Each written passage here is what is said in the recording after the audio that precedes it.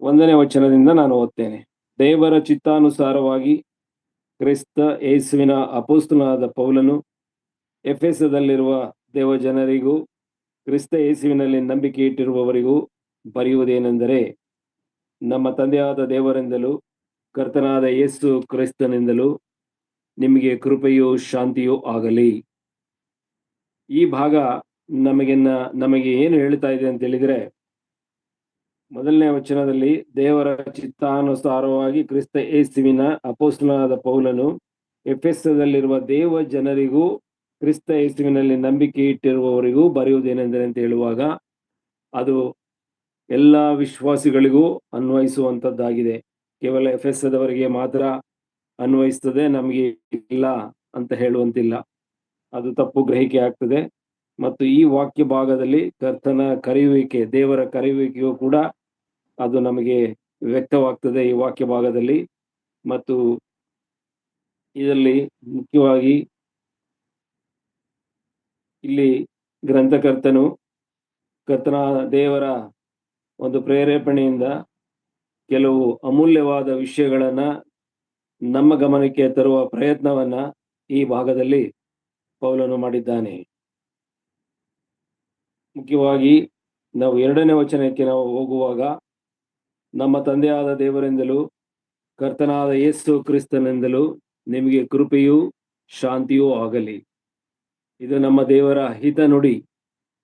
ದೇವರ ಮಾತುಗಳು ಬಹಳ ಇಂಪಾದಂಥದ್ದು, ಮನಸ್ಸಿಗೆ ಬಹಳ ಸಮಾಧಾನ ಕೊಡುವಂಥದ್ದು, ನಮ್ಮನ್ನ ತಂಪಾದ ಸ್ಥಿತಿಯಲ್ಲಿ ಇಡುವಂಥದ್ದು, ಎಲ್ಲ ಗಲಿಬಿಲಿಯಿಂದ ತಪ್ಪಿಸಿ ಧೈರ್ಯ ಆಧರಣೆಗಳನ್ನ ಕೊಟ್ಟು.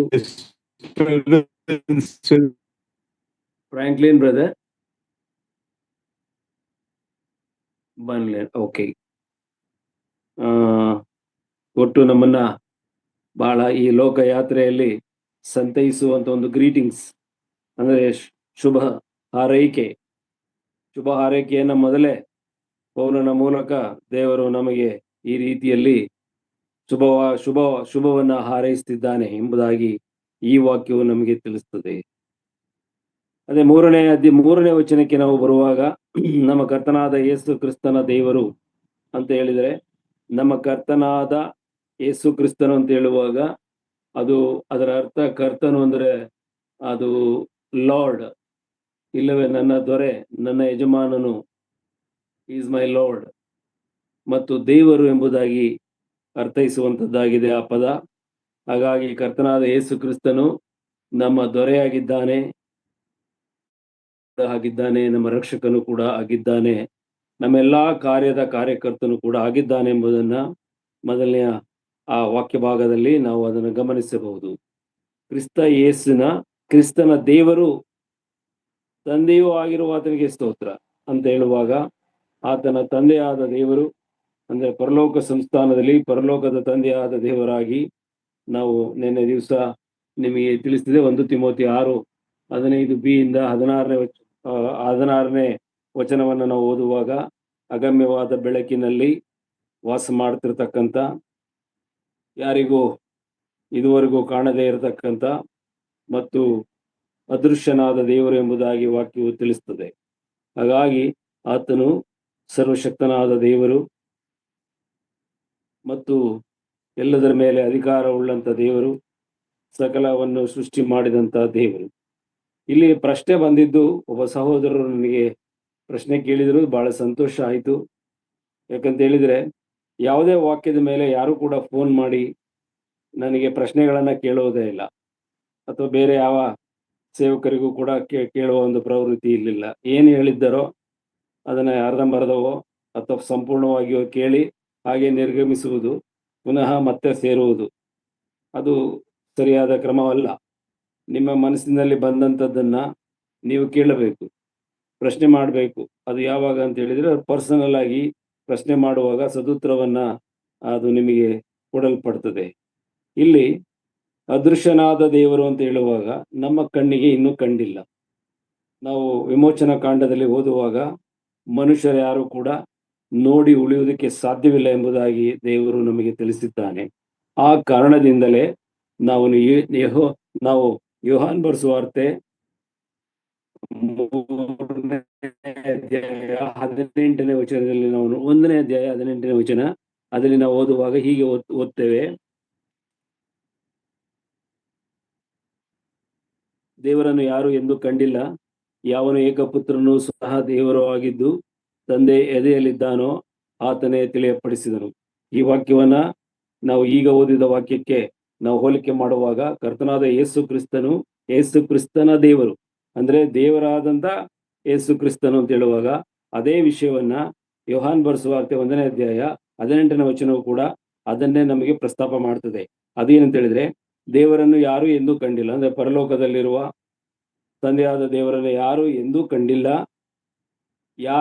ಯಾವನು ಏಕಪುತ್ರನು ಸ್ವತಃ ದೇವರು ಆಗಿದ್ದಾನೋ, ಅಂದ್ರೆ ನಮ್ಮ ಕರ್ತನಾದ ಯೇಸು ಕ್ರಿಸ್ತನನ್ನ ಕುರಿತಾಗಿ ಬರುತ್ತದ್ದು. ಏಕಪುತ್ರನು ಅಂತ ಹೇಳುವಾಗ ಆತನ ಪ್ರಿಯ ಕುಮಾರನು, ನೀತಿಯ ಪುತ್ರನು, ಅವನು ಎಲ್ಲದರಲ್ಲೂ ಆತನಂತೆಯೇ ಇರುವಂತವನು ಮತ್ತು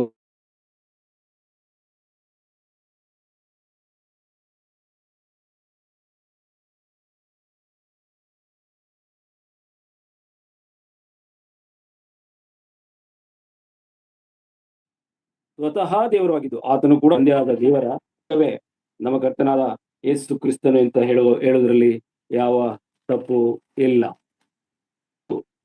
ತಂದೆಯ ಮಗನಿಗೆ ಇರ್ತಕ್ಕಂಥ ಅನ್ಯೋನ್ಯತೆ ಯಾಕಂತ ಹೇಳಿದರೆ ಅವರಿಬ್ಬರು ಒಬ್ಬರೇ. ತಂದೆಯಾದ ದೇವರು ಅಂದ್ರೆ ದೇವರು ಅಂತ ಹೇಳುವಾಗ ದ ಗಾಡ್, ದೇವರು ಅಂತ ಹೇಳುವಾಗ ದೇವರು ತಂದೆಯಾದ ದೇವರಾಗಿಯೂ ಇದ್ದಾನೆ, ದೇವರು ಮಗನಾದ ಯೇಸು ಕ್ರಿಸ್ತನಾಗಿಯೂ ಇದ್ದಾನೆ, ದೇವರು ಪವಿತ್ರಾತ್ಮನಾಗಿಯೂ ಇದ್ದಾನೆ. ನಾವು ತಂದೆಯಾದ ದೇವರಿಗೆ ಸ್ತೋತ್ರವನ್ನ ಕರ್ತನಾದ ಯೇಸು ಕ್ರಿಸ್ತನ ಹೆಸರಿನಲ್ಲಿ ಸಲ್ಲಿಸುವಾಗ ಅದು ಎಲ್ಲರಿಗೂ ಸಲ್ಲುವಂತದ್ದಾಗಿದೆ. ನಾವು ಪ್ರಾರ್ಥನೆ ಮಾಡುವಾಗ ಎಲ್ಲರಿಗೂ ಅದು ಕೇಳಿಸಿಕೊಳ್ಳುತ್ತಾರೆ. ಮತ್ತೆ ಎಲ್ಲರೂ ಕೂಡ ಈ ಮೂವರು ಕೂಡ ಆ ಕಾರ್ಯಗಳಲ್ಲಿ ನಿರತರಾಗುವುದರಲ್ಲಿ ನಿರತರಾಗ್ತಾರೆ ಎಂಬುದನ್ನ, ನಮ್ಮನ್ನ ಅವರು ಕಾಯ್ತಾರೆ ಎಂಬುದನ್ನ ಇದು ಸ್ಪಷ್ಟವಾಗಿ ತಿಳಿಸ್ತದೆ. ಆದರೆ ಸತ್ಯವೇದದಲ್ಲಿ ನಾವು ದೇವರನ್ನ ಅವರು ಇವರು ಎಂಬುದಾಗಿ ನಾವು ಬಹುವಚನದಲ್ಲಿ ನಾವು ಅದನ್ನ ಉಚ್ಚಾರಣೆ ಮಾಡುವಂತಿಲ್ಲ. ನೀವೇ ಕರ್ತನೆ, ನೀವೇ ಯೇಸುವೆ, ನೀವೇ ದೇವರೇ, ನೀವು ನೀವು ನೀವು ಆ ಪದವನ್ನ ದೇವರ ವಾಕ್ಯವು ಒಪ್ಪುವುದಿಲ್ಲ.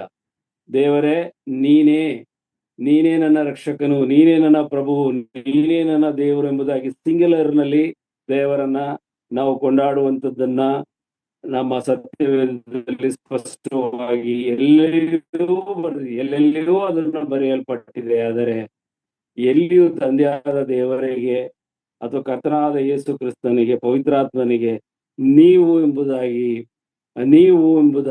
ಇಲ್ಲವಾದ್ದರಿಂದ ಅವರು ಏಕವಚನದಲ್ಲಿ ನಾವು ಸಂಬೋಧನೆ ಮಾಡಿ, ಏಕವಚನದಲ್ಲಿ ನಾವು ಆತನ ಜೊತೆಗೆ ಮಾತನಾಡಿ ಪ್ರಾರ್ಥನೆ ವಿಜ್ಞಾಪನೆ ಸಲ್ಲಿಸುವುದನ್ನು ನೀವು ಗಮನಿಸುವುದೇ ಆದರೆ ಸತ್ಯವೇದದಲ್ಲಿ ಬರೆದಿರ್ತಕ್ಕಂಥದ್ದು ಅದೇ ರೀತಿಯಲ್ಲಿ ಆದದ್ದರಿಂದ ಆ ಮೂರು ಜನರು ಅಂತ ಹೇಳೋಕೆ ಬರುವುದಿಲ್ಲ.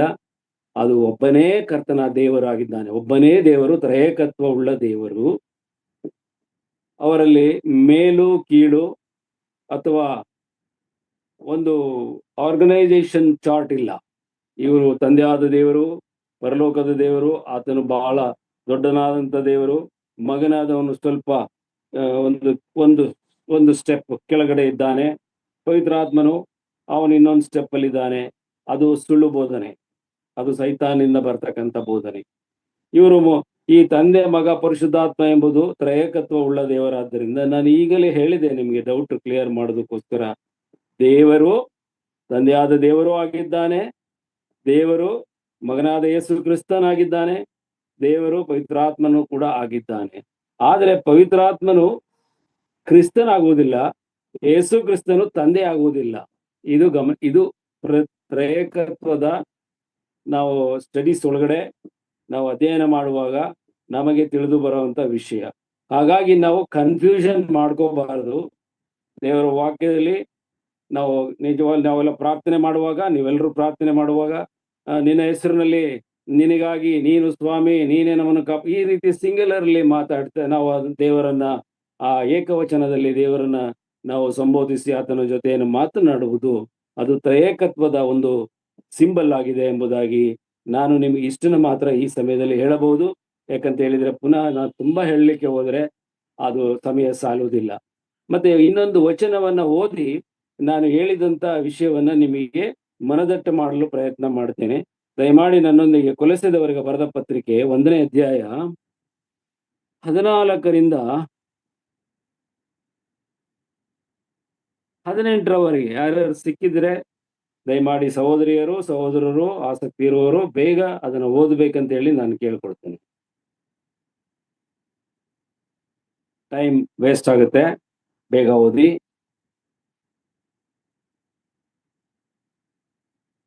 ಬೈಬಲ್ ಕೈಯಲ್ಲಿ ಇದೆಯಾ? ಕೊಲೊಸ್ಸೆ ಎಷ್ಟು ಬ್ರದರ್? ಕೊಲೊಸ್ಸೆ 1ನೇ ಅಧ್ಯಾಯ 14, 15, 16 ಮತ್ತು 17, 18 ಕೂಡ ಓದಿ. ಆ ಕುಮಾರನಲ್ಲಿ ನಮ್ಮ ಪಾಪಗಳು ಪರಿಹಾರವಾಗಿ ನಮಗೆ ಬಿಡುಗಡೆಯಾಯಿತು. ಆತನು ಅದೃಶ್ಯನಾದ ದೇವರ ಪ್ರತಿರೂಪನು, ಸೃಷ್ಟಿಗೆಲ್ಲ ಜ್ಯೇಷ್ಠ ಪುತ್ರನ ಸ್ಥಾನವನ್ನು ಹೊಂದಿದವನು ಆಗಿದ್ದಾನೆ. ಭೂಪರಲೋಕಗಳಲ್ಲಿರುವ ದೃಶ್ಯಾದೃಶ್ಯವಾದವುಗಳೆಲ್ಲವೂ, ಸಿಂಹಾಸನಗಳಾಗಲಿ, ಪ್ರಭುತ್ವಗಳಾಗಲಿ, ದೊರೆತನಗಳಾಗಲಿ, ಅಧಿಕಾರಗಳಾಗಲಿ ಆತನಲ್ಲಿ ಸೃಷ್ಟಿಸಲ್ಪಟ್ಟವು. ಸರ್ವವು ಆತನ ಮುಖಾಂತರವಾಗಿಯೂ ಆತನಿಗೋಸ್ಕರವಾಗಿಯೂ ಸೃಷ್ಟಿಸಲ್ಪಟ್ಟಿತು. ಆತನು ಎಲ್ಲಕ್ಕೂ ಮೊದಲು ಇದ್ದವನು, ಆತನು ಸಮಸ್ತಕ್ಕೂ ಆಧಾರಭೂತನು. ಸಭೆಯೆಂಬ ದೇಹಕ್ಕೆ ಆತನು ಶಿರಸ್ಸು.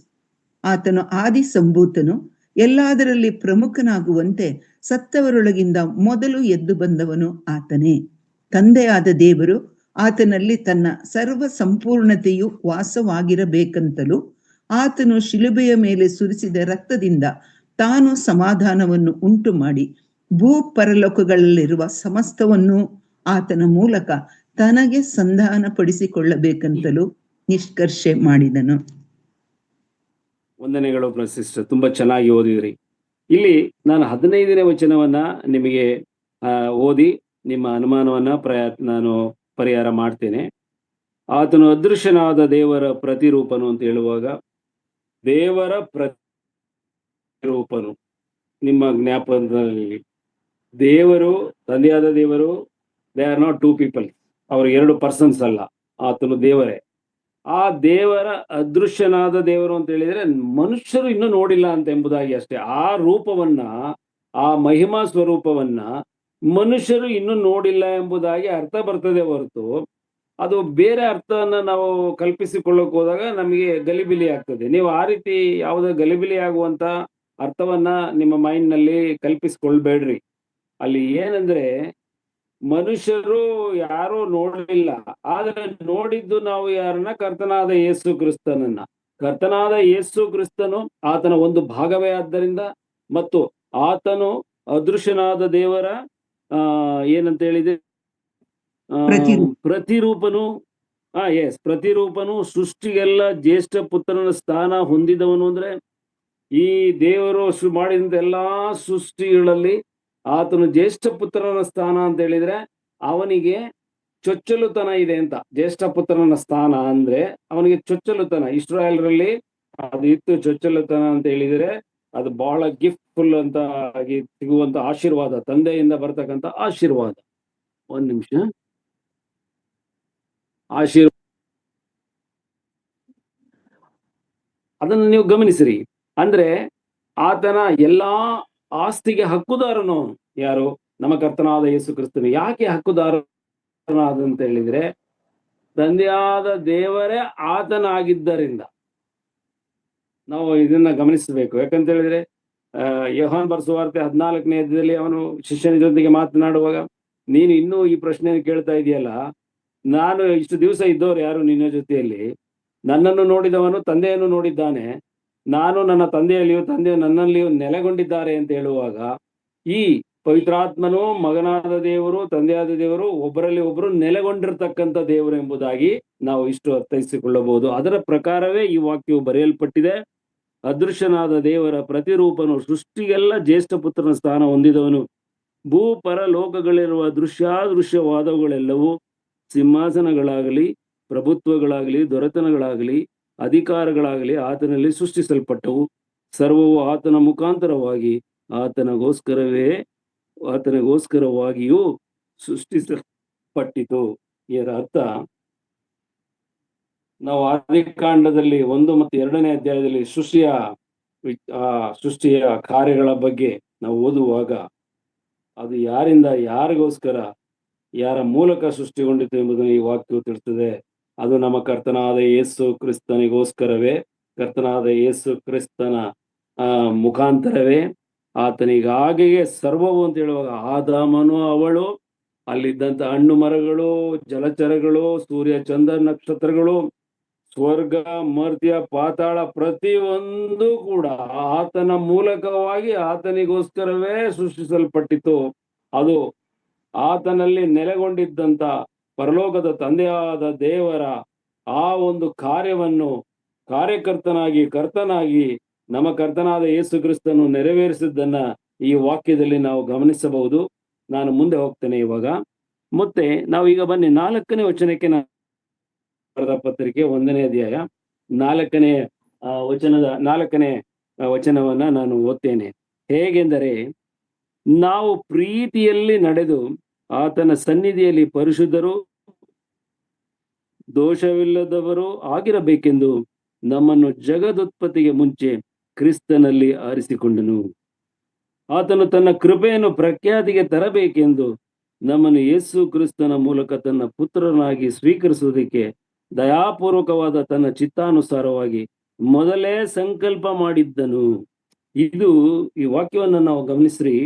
ಇಲ್ಲಿ ಏನು ಬರೆದಿದೆ? ಹೇಗೆಂದರೆ, ನಾವು ಪ್ರೀತಿಯಲ್ಲಿ ನಡೆದು ಆತನ ಸನ್ನಿಧಿಯಲ್ಲಿ ಪರಿಶುದ್ಧರು, ದೋಷವಿಲ್ಲದವರು ಆಗಿರಬೇಕೆಂದು ಜಗದುತ್ಪತ್ತಿಗೆ ಮೊದಲೇ ನಮ್ಮನ್ನ ಆರಿಸಿಕೊಂಡಿದ್ದಾನೆ. ಈ ದಿನಮಾನಗಳಲ್ಲಿ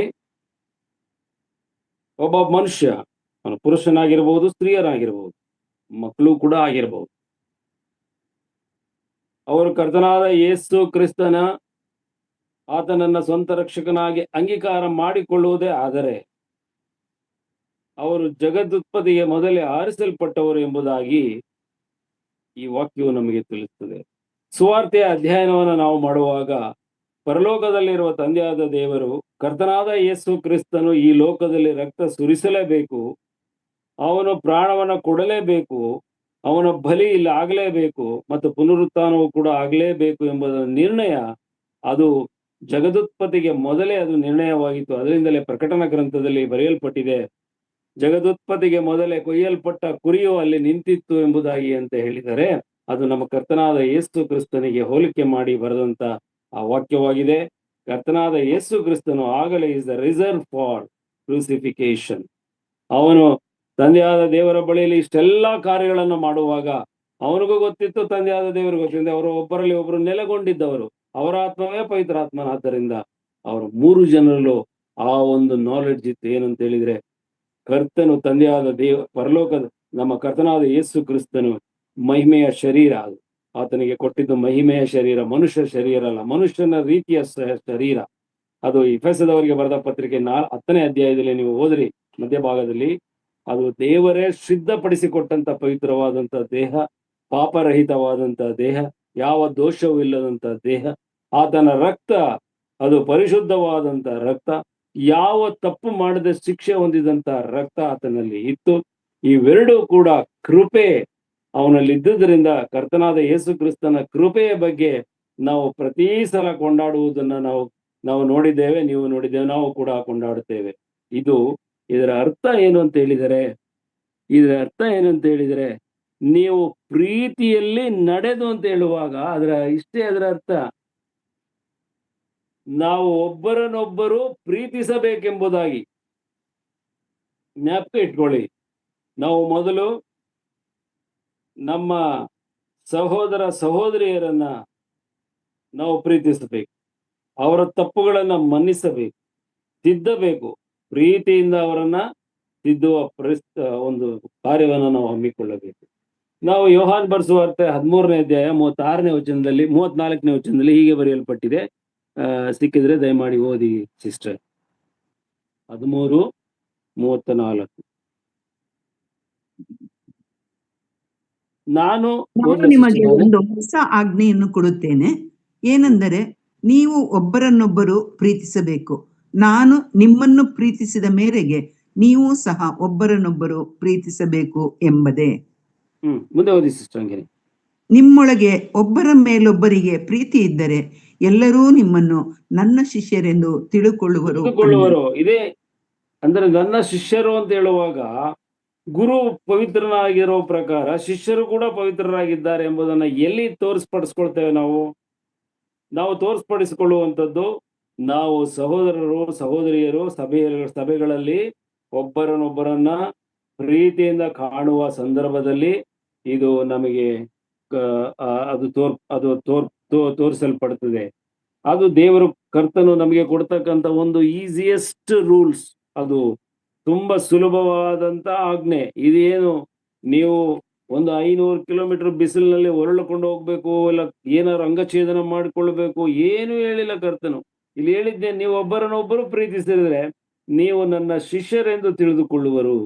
ಎಷ್ಟು ಅಮೂಲ್ಯವಾಗಿ, ಎಷ್ಟು ಪವಿತ್ರವಾದಂತ ಭಾವನೆಯಿಂದ, ಆ ಮಧುರವಾದಂತ ಆ ಭಾಷೆಯಿಂದ ನಮಗೆ ದೇವರು ಹೇಳುವಂತದ್ದನ್ನ ನಾವು ಇಲ್ಲಿ ಗಮನಿಸಿದ್ದೇವೆ. ಅದೇ ಯೋಹಾನ್ ಬರೆಸುವ 15ನೇ ಅಧ್ಯಾಯದಲ್ಲಿ 15ನೇ ಅಧ್ಯಾಯದ 12ನೇ ವಚನದಲ್ಲಿ ಹೀಗೆ ಬರೆಯಲ್ಪಟ್ಟಿದೆ, ನಾನು ನಿಮ್ಮನ್ನು ಪ್ರೀತಿಸಿದ ಮೇರೆಗೆ ನೀವು ಒಬ್ಬರನ್ನೊಬ್ಬರು ಪ್ರೀತಿಸಬೇಕೆಂಬುದೇ ನಾನು ಕೊಡುವ ಆಜ್ಞೆಯಾಗಿದೆ. ಪ್ರಾಣವನ್ನೇ ಸ್ನೇಹಿತರಿಗೆ ಕೊಡುವ ಪ್ರೀತಿಗಿಂತ ಹೆಚ್ಚಿನ ಪ್ರೀತಿಯು ಯಾವುದೂ ಇಲ್ಲ. ನಾನು ನಿಮಗೆ ಕೊಟ್ಟ ಆಜ್ಞೆಗಳಿಗೆ ಸರಿಯಾಗಿ ನೀವು ನಡೆದರೆ ನೀವು ನನ್ನ ಸ್ನೇಹಿತರು. ಇದನ್ನೇ ನಮಗೆ ಎಫೆಸದವರ ಬರೆದ ಪತ್ರಿಕೆ 1ನೇ ಅಧ್ಯಾಯದಲ್ಲಿ ನೀವು ಪ್ರೀತಿಯಲ್ಲಿ ನಡೆದು, ಇಲ್ಲಿ ಏನಿದೆ 4ನೇ ವಚನ, ಹೇಗೆಂದರೆ ನಾವು ಪ್ರೀತಿಯಲ್ಲಿ ನಡೆದು ಆತನ ಸನ್ನಿಧಿಯಲ್ಲಿ ಪರಿಶುದ್ಧರು ದೋಷವಿಲ್ಲದವರು ಆಗಿರಬೇಕೆಂದು. ನಾವು ಇದೇ ರೀತಿ ಇರಬೇಕು, ಇಂಥವರೇ ಆಗಿರಬೇಕೆಂಬುದಾಗಿ ನಮ್ಮನ್ನ ಜಗದುತ್ಪತ್ತಿಗೆ ಮೊದಲೇ ಆರಿಸಿಕೊಂಡಿದ್ದೇನೆ ಎಂಬುದಾಗಿ ದೇವರ ವಾಕ್ಯವು ಅನೇಕ ಕಡೆ ಬರೆಯಲ್ಪಟ್ಟಿದೆ. ನನ್ನ ಪ್ರೀತಿ ನನಗೆ ಈಗ ನಿಮ್ಗೆ ಅರ್ಥ ಆಗಿರೋದ್ರೆ ಇಷ್ಟು ಹೇಳಿದ್ರೆ ಸಾಕು ಎಂದು ನಾನು ನೆನೆಸ್ತೇನೆ. ನಾವು ಮುಂದೆ ಅದನ್ನೇ 6ನೇ ವಚನದಲ್ಲಿ ನೋಡುವಾಗ ಏನಂತ ಬರೆಯಲ್ಪಟ್ಟಿದೆ, ತನ್ನ ಪುತ್ರರನ್ನಾಗಿ ಸ್ವೀಕರಿಸುವುದಕ್ಕೆ ದಯಾಪೂರ್ವಕವಾದ ತನ್ನ ಚಿತ್ತಾನುಸಾರವಾಗಿ ಮೊದಲೇ ಸಂಕಲ್ಪ ಮಾಡಿದ್ದನು. ಅಂದ್ರೆ ಇಟ್ ವಾಸ್ ಡಿಸೈಡೆಡ್. ತಂದೆ ಮಗ ಪರಿಶುದ್ಧಾತ್ಮನು, ತಂದೆಯಾದ ದೇವರು ಅದನ್ನ ತೀರ್ಮಾನ ತೆಕ್ಕೊಂಡಿದ್ದನು, ನಿರ್ಣಯ ಕೊಟ್ಟಿದ್ದವನು. ಇದು ಹೀಗೆ ಆಗ್ಬೇಕು, ಮನುಷ್ಯರು ಯಾರು ನಾಶ ಆಗಬಾರದು ಎಂಬುದಾಗಿ ಆತನ ಚಿತ್ತವಿದ್ದುದರಿಂದ ಈ ನಿರ್ಣಯವನ್ನ ತೆಗೆದುಕೊಂಡಿದ್ರು. ಯಾವಾಗ? ಜಗದುತ್ಪತ್ತಿಗೆ ಮೊದಲೇ, ಅಂದ್ರೆ ಆದಿಕಾಂಡ ಬರೆಯುವುದಕ್ಕಿಂತ ಮೊದಲೇ. We are all selected. ಯಾರು ವಿಶ್ವಾಸಿಯಾಗಿ ಆಯ್ಕೆ ಆಗಿದ್ದಾನೋ, ಯಾರು ಕರ್ತನಾದ ಯೇಸು ಕ್ರಿಸ್ತನನ್ನು ನಂಬಿ ರಕ್ಷಣೆ ಹೊಂದಿದ್ದಾನೋ ಅವನು ಜಗದುತ್ಪತ್ತಿಗೆ ಮೊದಲೇ ದೇವರ ಆಯ್ಕೆಯ ಪಟ್ಟಿಯಲ್ಲಿದ್ದವನು ಎಂಬುದಾಗಿ ದೇವರ ವಾಕ್ಯವು ನಮಗೆ ಸ್ಪಷ್ಟವಾಗಿ ಪ್ರಬೋಧಿಸ್ತಾ ಇದೆ. ನಾವು ಹಾಗೆ ಸ್ವಲ್ಪ ಮುಂದಕ್ಕೆ ಹೋಗೋಣ. 8ನೇ ವಚನ 7ರ ಮಧ್ಯಭಾಗದಿಂದ ನಾನು ನಿಮಗೆ ಓದ್ತೇನೆ. ತನ್ನ ರಕ್ತವನ್ನು ಈತನು ನಮಗೋಸ್ಕರ ತನ್ನ ರಕ್ತವನ್ನು ಸುರಿಸಿದ್ದರಿಂದ ನಮ್ಮ ಅಪರಾಧಗಳು ಪರಿಹಾರವಾಗಿ ನಮಗೆ ಬಿಡುಗಡೆಯಾಯಿತು. ಇದು ದೇವರ ಕೃಪಾತಿಶಯವೇ. ಅಂದ್ರೆ ಈ ಒಂದು ನಿರ್ಣಯ, ದೇವರು ಕೊಟ್ಟಂತ ಈ ನಿರ್ಣಯ, ಆ ಒಂದು ತೀರ್ಮಾನ, ಕರ್ತನಾದ ಯೇಸು ಕ್ರಿಸ್ತನ ರಕ್ತ ಈ ಲೋಕದಲ್ಲಿ ಸುರಿಸಲ್ಪಡ್ತು. ಆ ದಿವಸ ದೇವರು ಈ ಲೋಕವನ್ನೇ ಯಜ್ಞವೇದಿಯನ್ನಾಗಿ ಮಾಡಿದನು. ಆ ದಿವಸ ತನ್ನ ಮಗನನ್ನ ಆ ಶಿಲುಬೆಯ ಮರಣಕ್ಕೆ ಒಪ್ಪಿಸುವಂತಹ ಸಂದರ್ಭದಲ್ಲಿ ಗೋಲ್ಗೊಥಾ ಗುಡ್ಡ ಯಜ್ಞವೇದಿ ಆಯ್ತು. ಅಂದ್ರೆ ಈ ಲೋಕವೇ ಯಜ್ಞವೇದಿಯಾಗಿ ದೇವರು ಅದನ್ನು ಮಾರ್ಪಡಿಸಿದನು. ಆ ಯಜ್ಞವೇದಿಯ ಮೇಲೆ ಜಜ್ಜಲ್ಪಡುವಕ್ಕೆ ಅದು ತೀರ್ಮಾನ ಆಯ್ಕೆ ಮಾಡಿದಂತ ಕುರಿ ಬೇರೆ ಯಾರಲ್ಲ, ತಾನೇ ಆಗಿದ್ದನು. ಪರಲೋಕದಲ್ಲಿರುವ ತಂದೆಯಾದ ದೇವರು ತಾನೇ ಆಗಿದ್ದನು ಎಂದು ಹೇಳುವಾಗ ಯಾವ ತಪ್ಪು ಇಲ್ಲ. ಆತನು ತನ್ನ ಪ್ರತಿರೂಪವುಳ್ಳವನಾದಂತ ಯೇಸು ಕ್ರಿಸ್ತನನ್ನ, ತನ್ನ ಎದೆಯಲ್ಲಿದ್ದಂತ ತನ್ನ ಪ್ರೀತಿಯ ನೀತಿ ಕುಮಾರನನ್ನ ನಿರ್ದಾಕ್ಷಿಣ್ಯವಾಗಿ ಆ ಜಾಗದಲ್ಲಿ ಜಜ್ಜಲು ಆತನು ಕೊಟ್ಟು ಬಿಟ್ಟನು. ಕರ್ತನು ಹೇಳುವ ಪ್ರಕಾರ ಆ ಪಿಲಾತನ ಬಳಿಯಲ್ಲಿ ಮಾತನಾಡುವಾಗ ಅವನು ಹೇಳ್ತಾನೆ, ನಿನ್ನನ್ನು ಬಿಡಿಸುವ ನಿನಗೆ ಶಿಕ್ಷಿಸುವ ಎರಡೂ ಅಧಿಕಾರ ನನಗಿದೆ ಅಂದಾಗ, ಪರಲೋಕದಿಂದ ಕೊಡಲ್ಪಡದಿದ್ದರೆ ನೀನು ಏನು ಮಾಡ್ಲಿಕ್ಕಾಗಲ್ಲ. ಅಂದ್ರೆ ಆ ದಿವಸ ಆ ದಿವಸ ಕರ್ತನಿಗೆ ಆ ಮುಳ್ಳಿನ ಕಿರೀಟವನ್ನ ಇಟ್ಟು ಆ ದೊಣ್ಣೆ ಬಾರ್ಕೋಲ್ನಿಂದ ಹೊಡೆದು ಆ ಮುಳ್ಳುಗಳು ಆತನ ತಲೆಗೆ ಚುಚ್ಚಿ ಭಯಂಕರವಾದಂತ ರಕ್ತಗಾಯ ಆದಂತ ಮಾಡಿದಾಗ, ಆತನ ಗಡ್ಡವನ್ನ ಕಿತ್ತಾಗ, ಆತನ ಮುಖದ ಮೇಲೆ ಉಗುಳಿದಾಗ, ಇದನ್ನ ಹೇಳುವಾಗ ನೀವು ಸ್ವಲ್ಪ ನಾನು ಕೊಲಸದವರಿಗೆ ಬರೆದ ಪತ್ರಿಕೆಯ ಆ ಭಾಗವನ್ನ ನೆನೆಸಿಕೊಳ್ಳಬೇಕು. ಅವನೇ ಸೃಷ್ಟಿಕರ್ತನು, ನಮ್ಮ ಕರ್ತನಾದ ಯೇಸು ಕ್ರಿಸ್ತನೇ ಸೃಷ್ಟಿಕರ್ತನು. ತಂದೆಯಾದ ದೇವರು ಎಲ್ಲಿದ್ದಾನೋ ಆತನೆಲ್ಲ ನೆಲೆಗೊಂಡಿದ್ದಾನೆ ಎಂಬುದಾಗಿದೆ.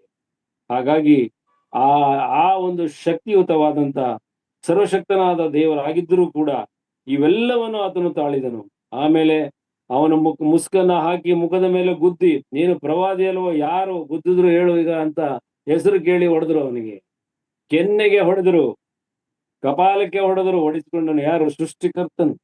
ತನ್ನ ಸೃಷ್ಟಿಗಳು ಮಾಡ್ತಿರ್ತಕ್ಕಂಥದ್ದು ಅಷ್ಟೇ ಅಲ್ಲ, 39 ಮುಳ್ಳಿನ ಕೊರಡೆ ಏಟುಗಳನ್ನ ಆತನು ಅನುಭವಿಸಿದನು. ಮುಳ್ಳಿನ ಕೊರಡೆ ಅಂತ ಹೇಳುವಾಗ ಹೂಕ್ಸ್ ಇರುತ್ತಂತ ಕೊರಡೆ.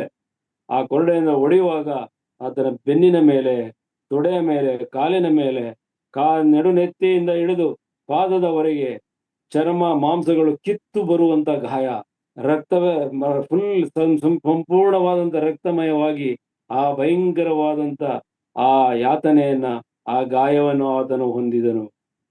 ಅನಂತರ ಆ ಸುಡು ಬಿಸಿಲಿನಲ್ಲಿ ಅವನ ಮೇಲೆ ಆ ಭಾರವಾದಂತ ಶಿಲುಬೆ ಹಾಕಿ ಗೊಲ್ಗೊತ್ತಾ ಗುಡ್ಡಕ್ಕೆ ಅವನನ್ನ ಕರೆದುಕೊಂಡು ಹೋಗುವಾಗ ಆತನ ಪಾದಕ್ಕೆ ಯಾವ ಚಪ್ಪಲಿಯೂ ಇರಲಿಲ್ಲ, ಅಥವಾ ಯಾವ ಪಾದರಕ್ಷೆಗಳು ಇರಲಿಲ್ಲ. ಅಂತ ಸುಡು ಬಿಸಿಲು, ಅಂತ ಸ್ಥಳ ಅದು, ಆ ಯಜ್ಞವೇದಿಯ ಸ್ಥಳ, ದೈವ ಕೋಪ ಇರುವಂತ ಸ್ಥಳ. ನನ್ನ ನಿಮ್ಮ ಎಲ್ಲರ ಪಾಪದ ಫಲದ ಆ ದೈವ ಕೋಪ, ಏನು ಬೆರೆಸದೆ ಹಾಕಿದಂತ ಆ ದ್ರಾಕ್ಷಾರಸ ಆತನ ಮೇಲೆ ಹೊಯ್ಯಲ್ಪಡ್ತಿರ್ತಕ್ಕಂಥ ಒಂದು ಸಂದರ್ಭ, ನಾನು ನೀವು ನರಕದಲ್ಲಿ ಅನುಭವಿಸಬೇಕಾದಂತ ನಿತ್ಯ ದಂಡನೆಯ ಆ ದಂಡನೆ ಆತನ ಮೇಲೆ ಹಾಕಲ್ಪಟ್ಟಿತ್ತು. ಒಬ್ಬರದು ಇಬ್ಬರದು ಅಲ್ಲ, ಹಿಂದೆ ಇದ್ದವ್ರದು, ಮುಂದೆ ಬಂದಂತ ನಮ್ಮದು, ಎಲ್ಲರದು ಆತನ ಮೇಲೆ ಹಾಕಲ್ಪಟ್ಟಿತ್ತು. ಹೋಗುವಾಗ ಆ ಪಾದಗಳಿಗೆ ಆ ಪಾದಗಳು ಅಂತ ಹೇಳುವಾಗ ಆ ಹೆಂಗಸು ಬಹಳ ಬೆಲೆ ಬಾಳುವಂತ, 300 ರೂಪಾಯಿ ಬೆಲೆ ಬಾಳುವಂತ, ಅಂದ್ರೆ ಇವತ್ತಿನ ಮಟ್ಟಕ್ಕೆ ಬೆಲೆ ಕಟ್ಟಲಾಗದಂತ ಜಟಮಾಂಸ ತೈಲವನ್ನ ತಂದು ಅವಳು ಪಾದಗಳಿಗೆ ಹಚ್ಚಿ ತನ್ನ ಕೂದಲಿನಿಂದ ಒರೆಸಿದಳಲ್ಲ, ಅದೇ ಪಾದಗಳು ಏನಾಯ್ತು?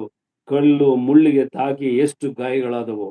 ಅದನ್ನೆಲ್ಲ ಮೌನವಾಗಿ ದೇವರು, ಕರ್ತನಾದ ಯೇಸು ಕ್ರಿಸ್ತನು ದೇವರಾಗಿ, ಒಬ್ಬ ಮನುಷ್ಯನಾಗಿ, ಪರಿಪೂರ್ಣನಾದಂತ ದೇವರಾಗಿ, ಪರಿಪೂರ್ಣನಾದ ಮನುಷ್ಯನಾಗಿ ಆತನು ಅನುಭವಿಸಿದ್ದನ್ನ ದೇವರ ವಾಕ್ಯದಲ್ಲಿ ನಾವು ಓದ್ತೇವೆ. ಆ ಮುಳ್ಳು ಕಲ್ಲಿನ ಮಧ್ಯೆ ಆತನು ಹೋಗಿ ಆ ಶಿಲುಬೆಯನ್ನು ಹೊತ್ತುಕೊಂಡು ಹೋಗುವಾಗ ಅಲ್ಲಿ ಎಂತೆಂತ ಭಯಂಕರವಾದಂತ ಕಷ್ಟವನ್ನು ಆತನು ಅನುಭವಿಸಿದ್ದಾನೆ. ಅಲ್ಲಿ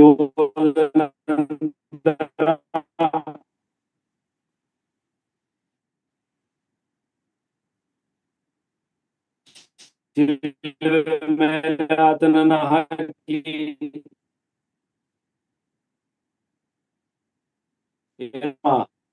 ಅದು ನಮ್ಮ ದ್ರೋಹಗಳೇ ಎಂಬುದಾಗಿ ಯೆಶಾಯನ ಬರೆದ ಪ್ರವಾದನೆ 52ನೇ ಅಧ್ಯಾಯದಲ್ಲಿ ನಮಗೆ ತಿಳಿಸುತ್ತದೆ. ಪೇತ್ರನ ಬರೆದ ಪತ್ರಿಕೆ 1ನೇ ಅಧ್ಯಾಯದಲ್ಲಿ ನಾವು ಓದುವಾಗ ಆತನ ಬಾಸುಂಡೆಗಳಿಂದ ನಮಗೆ ಗುಣವಾಯಿತು,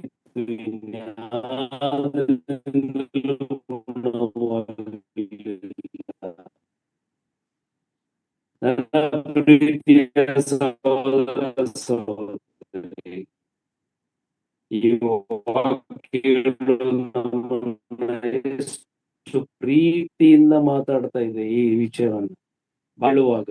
ಅದು ಎಲ್ಲಿಂದ ಬಂತು?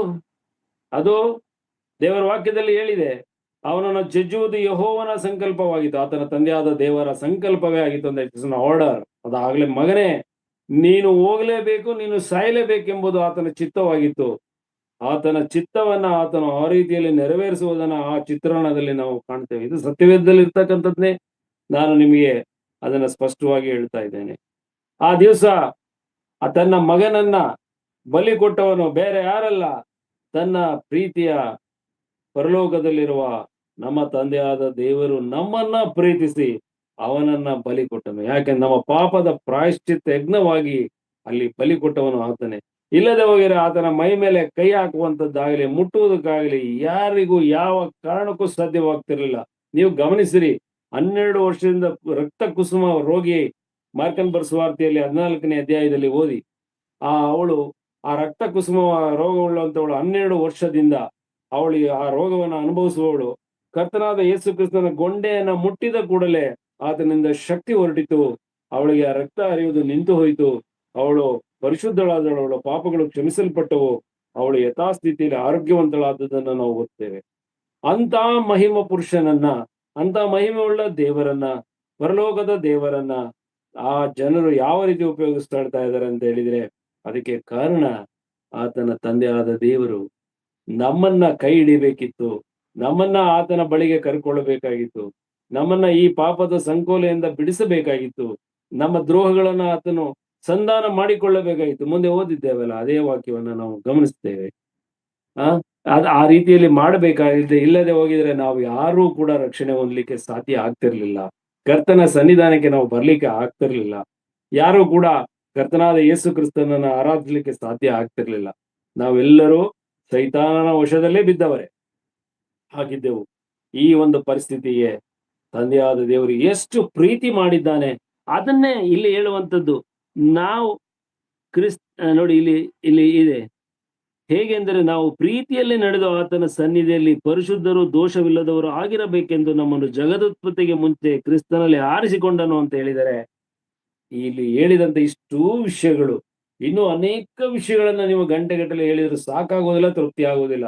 ಅಂತ ಒಂದು ಅದ್ಭುತವಾದಂತ ಪರಿಶುದ್ಧವಾದಂತ ಈ ವಾಕ್ಯ, ದೇವರ ವಾಕ್ಯ ನಮಗೆ ತಿಳಿಸುವಂತದ್ದಾಗಿದೆ. ನಮ್ಮಲ್ಲಿ ಇನ್ನೂ ಯಾರಾದರೂ ಕರ್ತನಿಗೆ ಒಳಪಡದೇ ಇದ್ದರೆ ದೇವರ ವಾಕ್ಯದ ಅನುಸಾರವಾಗಿ ಅವರು ತಮ್ಮ ಮನಸ್ಸುಗಳನ್ನ ಆತನಿಗೆ ಒಪ್ಪಿಸಿಕೊಳ್ಳುವುದು ಬಹಳ ಮುಖ್ಯವಾದಂತ ವಿಷಯ. ನಾವು ಮುಂದೆ ಹೋಗೋಣ. ಇಲ್ಲಿ ನಾವು ಈಗ 8ನೇ ವಚನಕ್ಕೆ ನಾನು ಬರ್ತೇನೆ. ರಹಸ್ಯವಾದ ತನ್ನ ಸಂಕಲ್ಪವನ್ನು ನಮಗೆ ತಿಳಿಯಪಡಿಸುವುದರ ಮೂಲಕ ವಿಶೇಷ ಜ್ಞಾನವನ್ನು, ಬುದ್ಧಿಯನ್ನು ಕೊಟ್ಟು ಆ ಕೃಪೆಯನ್ನು ಇನ್ನೂ ಹೆಚ್ಚಾಗಿ ನಮಗೆ ತೋರಿಸಿದ್ದಾನೆ. ಈ ರಹಸ್ಯವಾದ ತನ್ನ ಸಂಕಲ್ಪವನ್ನು ಅಂತ ಹೇಳುವಾಗ ಅದು ಪವಿತ್ರಾತ್ಮನನ್ನ ಉದ್ದೇಶಿಸಿ ಬರೆದಂತ ವಾಕ್ಯ. ನಾವು ದೇವರನ್ನ ನಾವು ಸುವಾರ್ತೆಯನ್ನ ಕೇಳಿ ಕರ್ತನಾದ ಯೇಸು ಕ್ರಿಸ್ತನನ್ನು ನಮ್ಮ ಸ್ವಂತ ರಕ್ಷಕನಾಗಿ ಅಂಗೀಕಾರ ಮಾಡಿಕೊಳ್ಳುವಂತ ಪ್ರೇರೇಪಣೆ ನಮ್ಮಲ್ಲಿ ಆಗುವಾಗ ಪವಿತ್ರಾತ್ಮನ ಕಾರ್ಯವು ನಡೆಸಲ್ಪಡುತ್ತದೆ. 1 ಕೊರಿಂಥ 12ನೇ ಅಧ್ಯಾಯ 2ನೇ ವಚನದ ಕೊನೆಯ ಭಾಗದಲ್ಲಿ ಪವಿತ್ರಾತ್ಮನ ಪ್ರೇರಣೆಯಿಂದಲೇ ಹೊರತು ಯಾರು ಕ್ರಿಸ್ತನನ್ನು ಕರ್ತನೆಂದು ಹೇಳುವುದಕ್ಕೆ ಸಾಧ್ಯವಿಲ್ಲ ಎಂಬುದಾಗಿ ಆ ವಾಕ್ಯವು ತಿಳಿಸ್ತದೆ. ಅದರ ಪ್ರಕಾರ ಒಬ್ಬ ಮನುಷ್ಯನು, ಸ್ತ್ರೀ ಇರ್ಬೋದು, ಪುರುಷರಿರ್ಬೋದು, ಯಾರೇ ಇರ್ಬೋದು, ಕರ್ತನಾದ ಯೇಸು ಕ್ರಿಸ್ತನನ್ನ ತನ್ನ ಸ್ವಂತ ರಕ್ಷಕನಾಗಿ ಒಪ್ಪಿಕೊಳ್ಳುವಂತ ಆ ಆತ್ಮ, ಅದು ದೇವರ ಆತ್ಮ, ಪವಿತ್ರಾತ್ಮನ ಪ್ರೇರೇಪಣೆ. ಕೆಲವರು ಹೇಳುವ ಪ್ರಕಾರ ಪವಿತ್ರಾತ್ಮನ ಪ್ರೇರೇಪಣೆ ಅಂತ ಹೇಳುವಾಗ ಅದರಲ್ಲಿ ಏನೋ ಒಂದು ವಿಶೇಷವಾದ ಬೋಧನೆಯನ್ನ, ಅಲಂಕಾರಿಕ ಬೋಧನೆಗಳನ್ನ ನಮಗೆ ಕೊಡ್ತಾರೆ. ಅದು ದೇವರ ವಾಕ್ಯದಲ್ಲಿ ಯಾವ ಆಧಾರವೂ ಇಲ್ಲ. ಅವರು ಅದರ ಬಗ್ಗೆ ಮಾತಾಡ್ಲಿಕ್ಕೂ ಸಾಧ್ಯ ಇಲ್ಲ. ಆದ್ರೆ ಜನರು ಅದನ್ನ ಮೂಢಭಕ್ತಿಯಾಗಿ ಸ್ವೀಕರಿಸುವ ರೀತಿಯಲ್ಲಿ ಅವರು ಮಾತಾಡ್ತಾರೆ. ನಾವು ಆ ಕಡೆಗೆ ತಿರುಗಿ ನೋಡುವುದು ಬೇಡ, ನಾವು ವಾಕ್ಯದ ಕಡೆಗೆ ತಿರುಗಿ ನೋಡೋಣ. ಅದರ ಪ್ರಕಾರ ಕರ್ತನಾದ ಯೇಸು ಕ್ರಿಸ್ತನನ್ನ ಸ್ವಂತ ರಕ್ಷಕನಾಗಿ ಅಂಗೀಕಾರ ಮಾಡಿಕೊಳ್ಳುವಾಗ ಪವಿತ್ರಾತ್ಮನ ಪ್ರೇರೇಪಣೆ ಇಲ್ಲದೆ ನಾವು ಅಂಗೀಕಾರ ಮಾಡ್ಲಿಕ್ಕೆ ಸಾಧ್ಯ ಇಲ್ಲ.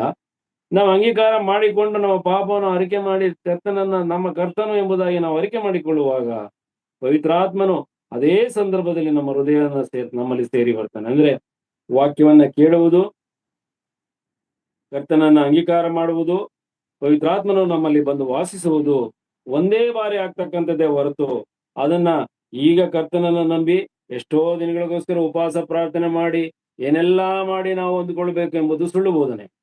ಅದಕ್ಕೆ ದೇವರ ವಾಕ್ಯದಲ್ಲಿ ಆಧಾರ ಇಲ್ಲ, ಅದರಿಂದ ನಾನು ಸುಳ್ಳು ಬೋಧನೆ ಎಂಬುದಾಗಿ ಹೇಳ್ತೇನೆ. ಆಧಾರ ತೋರಿಸಿದ್ರೆ ಅದನ್ನು ಒಪ್ಪಿಕೊಳ್ಳಬಹುದಾಗಿತ್ತು. ತೋರಿಸುವಂತ ಆಧಾರಗಳು ಸಂಬಂಧಪಡದಂತ ಆಧಾರಗಳು, ಅದನ್ನ ಬಿಟ್ಟುಬಿಡೋಣ. ನಾವು ಇಲ್ಲಿ ಏನು ಅಂತ ಹೇಳಿದ್ರೆ, ಒಬ್ಬ ವಿಶ್ವಾಸಿಯ ರಕ್ಷಣೆ ಹೊಂದುವಾಗ ಅವನ ಹೃದಯದಲ್ಲಿ ಪವಿತ್ರಾತ್ಮನು ಬಂದು ಸೇರ್ತಾನೆ, ಅವನ ರಕ್ಷಣೆಯೂ ಆಗ್ತದೆ, ಅದನ್ನು ದೇವರ ಮಗನೆಂಬುದಾಗಿ ಎಣಿಸಲ್ಪಡ್ತಾನೆ, ಅವನು ನೀತಿವಂತನಾಗಿ ಮಾರ್ಪಡಿಸಲ್ಪಡ್ತಾನೆ. ಅವನ ಆ ರಕ್ಷಣಾ ಕವಚವು ಅವನಿಗೆ ಕೊಡಲ್ಪಡ್ತದೆ. ಪವಿತ್ರಾತ್ಮನ ಮುದ್ರೆಯು ಆತನ ಮೇಲೆ ಒತ್ತಲ್ಪಡ್ತದೆ. ಇವೆಲ್ಲವನ್ನು ಮುಂದಿನ ವಾಕ್ಯಗಳಲ್ಲಿ ನಮಗೆ ಸಿಗ್ತದೆ ಆ ಆಧಾರಗಳು.